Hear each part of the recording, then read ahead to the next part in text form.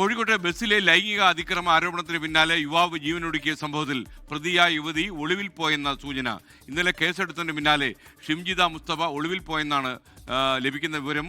ബസ്സിൽ വെച്ച് ലൈംഗിക അധിക്ഷേപം നടന്നതായി കരുതുന്നില്ലെന്ന് ബസ് ജീവനക്കാർ 24-നോട് പറഞ്ഞു.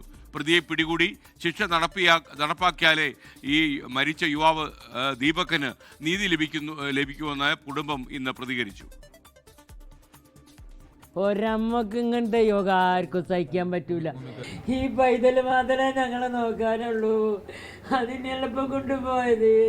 ദീപകിന്റെ ആത്മഹത്യക്ക് കാരണമായ അധിക്ഷേപ വീഡിയോ പോസ്റ്റ് ചെയ്ത ഷിംജിത മുസ്തഫയ്ക്കെതിരെ കുടുംബം പരാതി നൽകിയതിന് പിന്നാലെ ഇന്നലെയാണ് മെഡിക്കൽ കോളേജ് പോലീസ് ദീപകിന്റെ വീട്ടുകാരുടെയും പ്രതിയുടെയും മൊഴി രേഖപ്പെടുത്തിയത്. ഇതിന് പിന്നാലെ ഷിംജിതയ്ക്കെതിരെ പോലീസ് ജാമ്യമില്ലാ വകുപ്പ് പ്രകാരം കേസെടുത്തിരുന്നു. ബസ് ജീവനക്കാരുടെ മൊഴിയും പോലീസ് വിശദമായി രേഖപ്പെടുത്തി. ബസ്സിലെ CCTV ദൃശ്യങ്ങളും പരിശോധിച്ചു.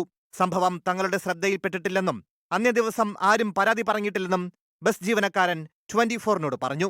ഇല്ല, അങ്ങനത്തെ നമുക്കൊരു പരാതിയോ കാര്യമോ ഒന്നും കിട്ടിയില്ല. നമുക്ക് പരാതി കിട്ടിയിട്ടുണ്ട്. നമുക്ക് എയ്ഡ് പോസ്റ്റ് ഉണ്ട്, പോലീസുകാരുണ്ട്. നമ്മൾ അന്നേരം ഓൺ ദ സ്പോട്ടിൽ ആടെ നമ്മൾ ആൾക്കാർ ഇറക്കി പഴയങ്ങാടിയൊക്കെ പിന്നെ പോകുന്നുണ്ട്.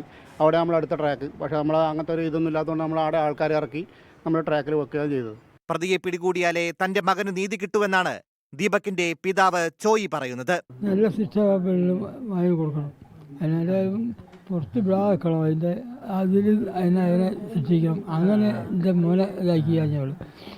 എൻ്റെ മകൻ്റെ ഞങ്ങളെ ജീവിതം വയ്യാലാക്കി.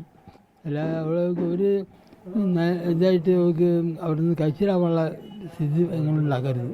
ഇതിനിടെ അധിക്ഷേപ വീഡിയോ ചിത്രീകരിക്കുന്ന സ്ത്രീകളെ ബലാത്സംഗം ചെയ്യണമെന്ന പ്രകോപന പ്രതികരണവുമായി സോഷ്യൽ മീഡിയ ഇൻഫ്ലുവൻസറും തൊടുപുഴ സ്വദേശിയുമായ അജയ് ഉണ്ണി രംഗത്തെത്തി. തദ്ദേശ തെരഞ്ഞെടുപ്പിൽ BJP സ്ഥാനാർത്ഥിയായിരുന്നു അജയ് ഉണ്ണി. 24 കോഴിക്കോട്. ലോകത്തെവിടെയായാലും ഏത് സമയത്തും 24 വാർത്തകളും ഓഗ്മെന്റഡ് റിയാലിറ്റി പാക്കേജുകളും എക്സ്പ്ലെയിനറുകളും വിശദമായി കാണാൻ ഞങ്ങളുടെ YouTube ചാനൽ നിങ്ങൾക്ക് സബ്സ്ക്രൈബ് ചെയ്യാം.